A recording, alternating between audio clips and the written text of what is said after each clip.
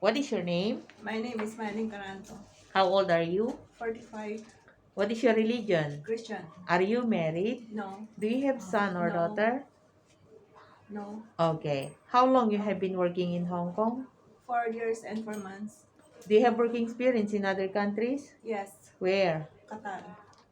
How long you have been working with your current employer in Hong Kong? 2 years. Where is your latest employer living in? Kolantong. How many square feet of your employer's house? 2,000. How many family members are they? 4. Four member? 4 members. Couple and? Couple and 2 kids. How old the kids when you came?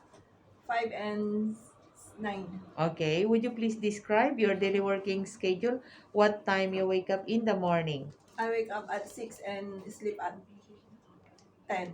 Okay, so do you do the household chores? Yes. Like what?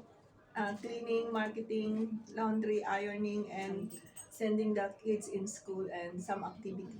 Okay, so do you cook for breakfast? Yes. Do you send the kids to school? Yes. Okay, so do you prepare dinner? Yes. What time?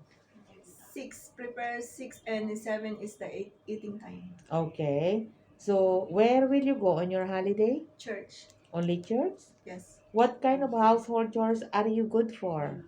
Uh, Cleaning, Cleaning? laundry and ironing. How about childcare? Yes.